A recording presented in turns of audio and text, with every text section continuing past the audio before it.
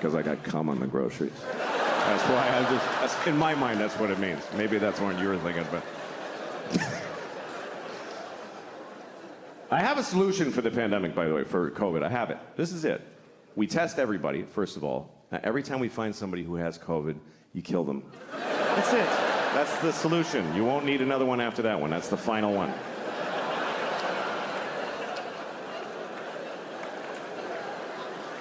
It's been pretty amazing to be alive during this thing, during COVID, because you're not going to see this again. And wow, did we learn some shit. That's really the things that teach you in life are things you never would have chosen to do for yourself. I mean, think about your life as far as it's been where you had the choices, where you're like, I'm going to do this, I'm going to pursue this. It all goes to shit, every bit of it. And even when it goes right, you're like, why don't I like it? It's what I wanted, but why don't I like it? Because it's your choice, and your choices are based on fear and fucking just thin, stupid, shitty hopes. But when life just kicks you in the balls and you're like, oh, fuck, everything's different now, and it shows you shit you wouldn't have looked at otherwise. That's the great joy in it. And what I thought was really interesting about COVID, and still is that it's the first thing I've seen where everyone on Earth had the same problem. Every human being on Earth had the same problem. We never had that before. That's why we don't give a shit about each other. Because you read like, oh, there's floods in Houston. You're like, fucking water, what is it? What's your problem? Floods. What is that? Just walk like this. What, you can't handle some water? My basement floods, what the fuck? Who gives a shit? Like, he's on a canoe in the street. That looks like fun. Why is that an issue? There's fires in California. Blow it out. You fucking blow out a fire? Get the water from Houston and dump it on California. Fucking deal with it. But we all had the same problem. Every person from Zimbabwe to Tokyo to Newark to Honolulu, everybody was doing the same dumb shit. Every person had the same stupid fucking moment at the same, just trying to get the mask out of the well of your car door. I gotta go in Walgreens. Where's my fucking mask? You try to.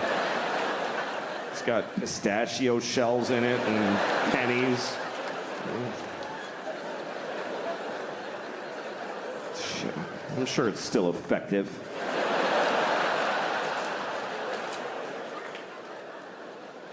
I actually liked the masks because everybody looked nice. Everybody did. Because it's just their eyes. Eyes are nice. You never hear somebody say, that guy's got gross eyes. It's really, we should hide these. We should keep the masks, because this is disgusting. How do we just, with no shame, look inside my face? Spit at a tongue and teeth? It's fucking gross. Cover your mouth. Don't. I'd rather look at your asshole than your mouth. I really would. I'd rather stare into your asshole than glance at your mouth. Assholes aren't that bad, not to look at. We don't like to think about assholes, because like they're, the shit and the farts and the diarrhea. But that's a small portion of their time.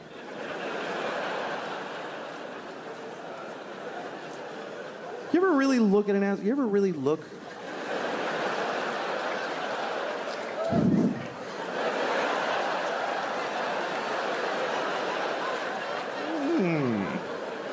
Once you see it, like, in nature, it's a little, that's all.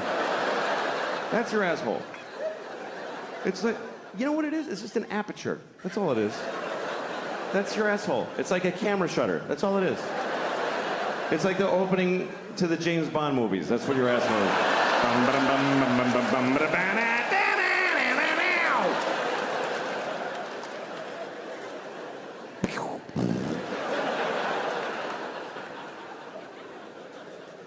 You ever go to lick somebody's asshole and there's a little guy with a gun in there?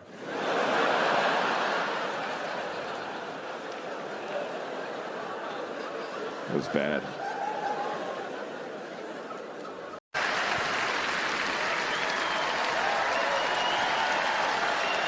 What a night! Louis C.K. back at the Garden, baby! MSG, what's up? New York City, greatest city in the world! except to live. That is one thing quarantine reminded me. New York City apartments were not intended to be lived in. They're just like a home base to go nap, shower up, and get back out there. We just moved to Jersey. I lived here 20 years. We just moved to Jersey. Oh, wow, I never get support for Jersey. It's great. It's the first time in 20 years that my mattress does not touch 3 of the walls in my bedroom. Excellent. New Jersey gets a bad rap. I don't know why. I think we need a new slogan. My idea is New Jersey. It's not just Newark. You know what's cool about New Jersey? We've been there for almost a year, and I have not found one person attractive.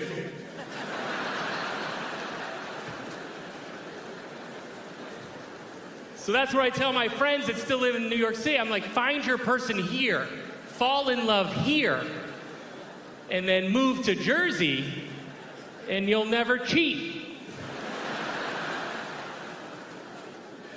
That might be a better slogan. Well, let me explain who my we is. Here's my deal. Right before the pandemic, I met a nice lady on Hinge. Shout out to Hinge. We fell in love, and then we got real pregnant real quick. Yeah, this is how quick it was. At the time of the birth, we had been a pregnant couple longer than a non-pregnant couple. So it's a strong foundation, is what I'm trying to tell you people. We have 3 therapists currently. We'd like one more. We'd like to go Monday through Thursday. But we both wanted to have kids. I know that because when we were falling in love, she told me she was about to freeze her eggs. And I'd be like, why do you want to do that? I'll knock you up right now.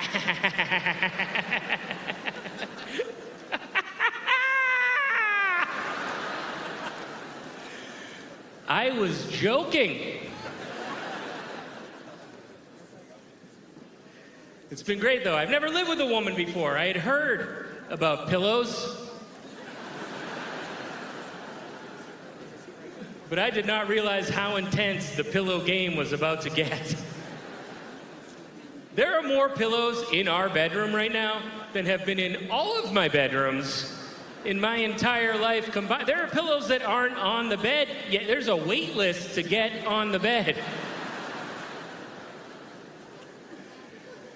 And my wife is originally from New Jersey, so it was fun to move that day. We crossed the George Washington Bridge. I looked over at her immediately. Her hair went up, her nails came out. We all got tanner. I looked back, our baby was in a full tracksuit. We're all chewing gum. I'm like, we didn't have gum. How'd you get gum? Baby has no teeth. She's just staring at me like, mwah, mwah, mwah, mwah, mwah, mwah. It was at the bottom of my back. I don't know why I made her sound Italian. She is not Italian. She's also not my wife. We're not married. We're engaged. We're really dragging our feet on this one. Thank you. But I do refer to her as my wife when we are in a good place. I call her my girlfriend when she's mad at me, and that doesn't help. No, she's Irish. She likes to drink. That stereotype is very true. I am Jewish, so I just like to watch her drink and then judge her real hard. Oh, getting a little Jewy vibe up in here. What's up, Jews? I bought my first Christmas tree as a Jew. Yeah, it's very conflicting. My parents are rolling over in their graves. They're alive. They're just Jews. They like to check out their plots once in a while. roll around, make sure they're getting the good soil.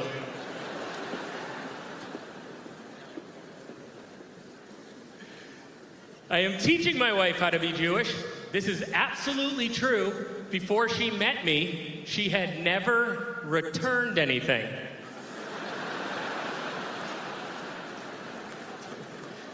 She's like, I've heard of it. It seems like too much work.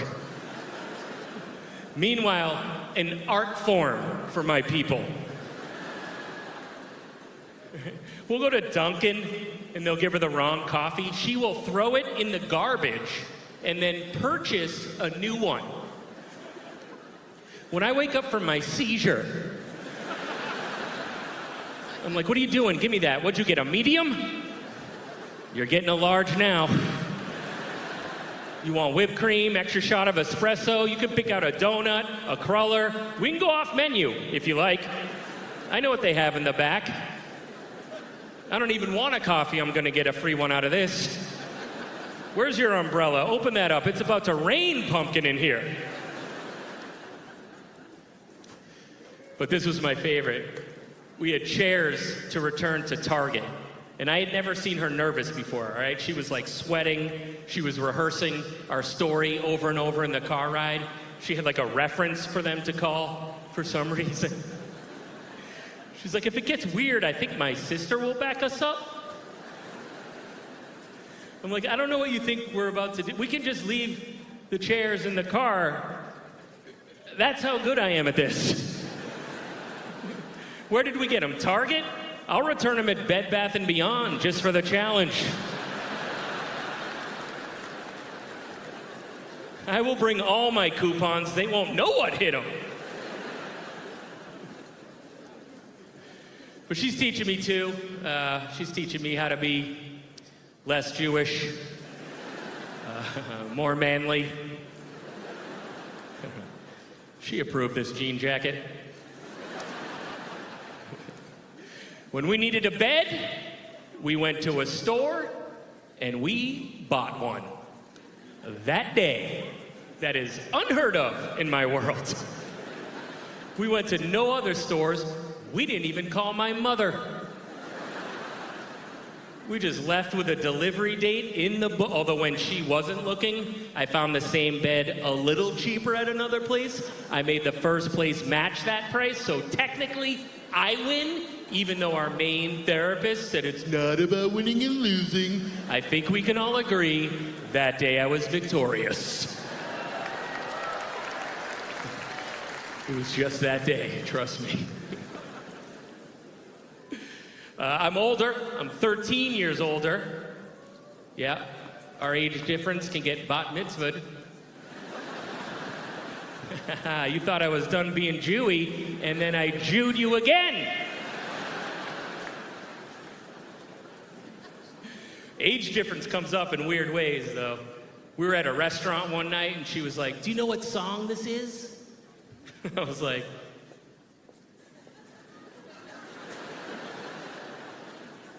I can't even hear a song.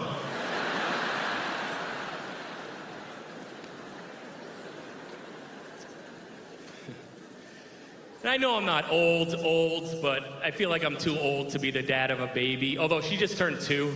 I was so nervous. Her first words were just gonna be her looking up at me, like, Grandpa? Do I have a papa? I was doing this joke for a little while because people keep asking us if we're gonna have another kid, and honestly, I don't have the ab muscles to pull out, so probably.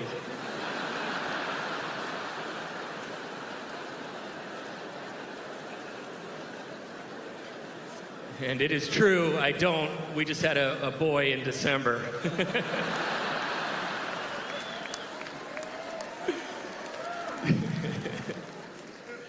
Man, we didn't plan this one either. We did a wine tasting. We're just, it's gonna be tight for a little while because we didn't plan it. So they're gonna have to share a room. I just don't want to hear any complaining, ever, you know?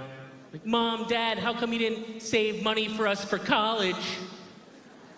It's like, look, if you wanted parents that were better at planning, you wouldn't be here. How about a little gratitude? But we just, our daughter is feeling the jealousy. She's really jealous, so we're just trying to make her feel special still, I told you she just turned 2, so I wrote her a little poem for her birthday, and I'll read it to you guys. Thank you. All right, this is a poem to Tallulah. Let me sleep. That's it. That's the whole poem right there. All right, thank you guys. Is that too high up, do you think? Sorry, I always like to stand just a little bit wrong, just for my own entertainment instead of staying like this. Just put it a little bit up here, just so people are like, I don't know why that bothers me. Especially if I'm somewhere I don't like being, like CVS. I hate CVS. But sometimes you gotta go in there. That should be their slogan. CVS. CVS, sometimes you gotta come in here.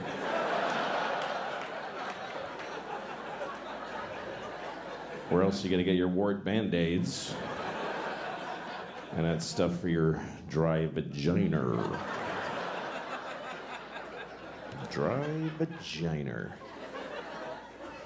I used to think it was called a vagina. I did because I grew up in Boston. And I don't know if you are familiar with, people call it the Boston accent. It's not an accent. It's a whole city of people saying most words wrong. It's just a stupidity in a massive region.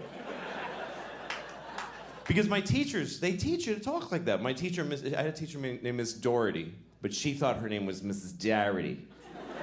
She mispronounced her own name. Miss Darity. And she gave us sex ed. It was 5th grade. We had sex ed with Mrs. Darity, and she's showing us the diagram. She's like, "This is a penis, and this is a vagina. Now, during intercourse, the man ejaculates sperm up into the vagina, and then later, a fucking baby comes out of the vagina. And sometimes it's retarded." This was the 70s. Teachers said retarded in Boston in the 70s. "My daughter's retarded." She used to tell us every day. "I have a daughter and she's mentally retarded. She's 35 and she lives in my house. She better be fucking retarded. I'm gonna stick her back up in my vagina."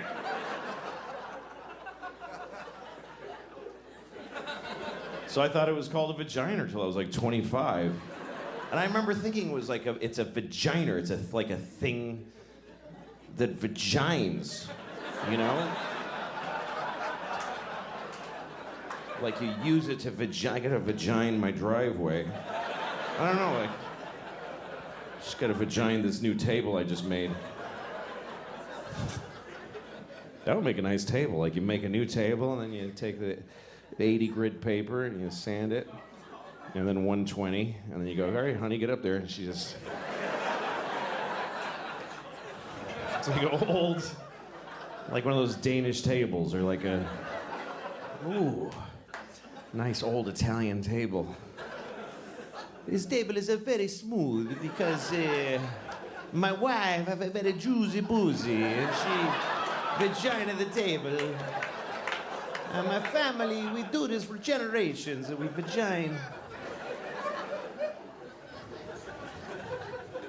All right. Well, sexual perversion is a problem. You can't stop it. People got to do what they got to do, and this country's pretty perverted. I mean, we have to jack off to everything. There's nothing that just gets. There's not like sex and then everything. Sex isn't everything. You watch the news and there's a woman like telling you, and in Libya. I'm like, yeah, well, tell me about Libya. Fucking tell me about Libya. Say Libya again. Come on, fucking right up to the screen, my flat screen. Come on, say Libya again. It should just be a person in Libya, whatever. Why does it have to all be so sexualized? And music, like everything is like every musician is attractive. Isn't that a weird coincidence? That everyone who can play music also looks good? I would have thought there'd be like one ugly guy with a guitar who would be amazing, but fucking zero. And there's like teen pop idols who are children. And they're on TV like going, it's a kid. And folks are jacking off to them. Folks. Just folks are jacking off. Well, folks are jacking off to the girls on TV.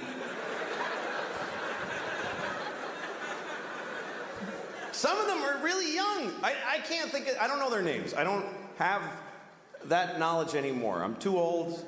Britney Spears is like, when I think of a teen idol, is Britney Spears. That's how old up, because she's my age now. That's how long ago that was. She caught up to me.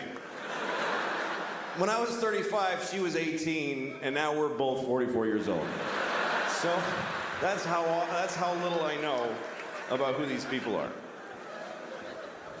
I was thinking the other day, what if there was a baby who was born, and there's been a lot of fucked up babies. There's all kinds of babies born. There's been babies with, connected at the face to a dog or whatever. There's been babies with 3 legs, with hands on them. There's been Chinese babies. That's the worst thing I ever said. I think I just finally said the worst thing I have ever said. That was totally unredeeming and horrible. And it feels good. It feels good to have found the bottom. It's a comfort in knowing that I just said the worst thing I'll ever say in the rest of my life. It's good. All right.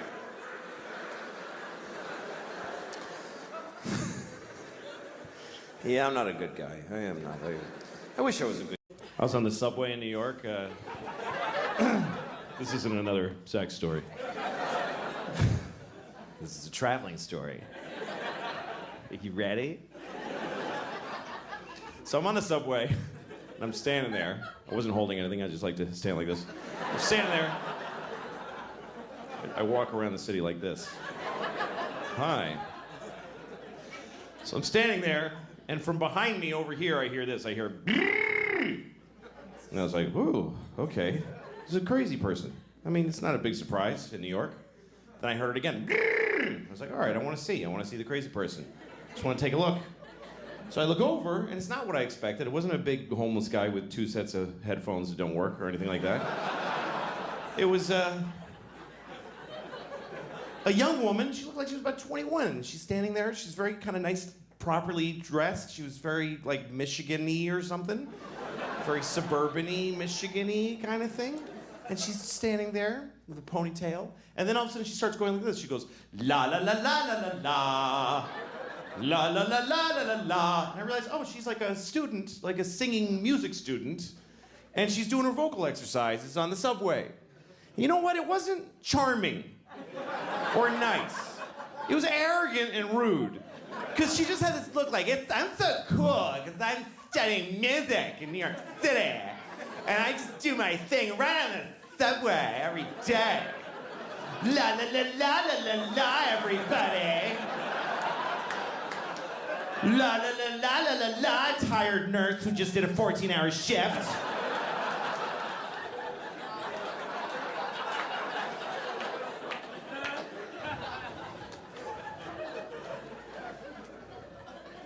We live in an interesting time. I'm glad I'm this.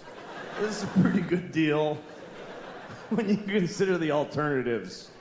Anything else, any other kind of thing, you're in the food chain. You're in the food. We are out of the food chain. I don't know if we fully appreciate the fact that we got out of the food chain. That is a massive upgrade. Because for every other living thing, life ends by being eaten. That's how all life ends, is every single life except human life. Every life ends like this. Ah! Ah! Ah!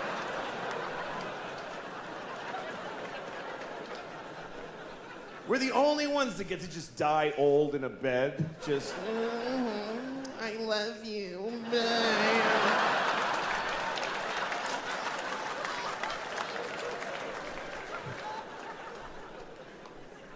I mean, imagine if we were still in the food chain on top of everything else. Imagine if we were in the food chain. It would just be another thing you gotta deal with. You're already having a bad day. You wake up in the morning, you're making breakfast, you burn your toast, and it's too late to try again. And your kid comes in and says, "Bleh," and you're like, fine. And it's just, why? You get a thing in the mail that says that your phone's different and your mortgage is another company now. What? I don't get it. Then you're walking to work like, why do I even bother? Oh, shit! God damn it! There's always fucking cheaters at the train station.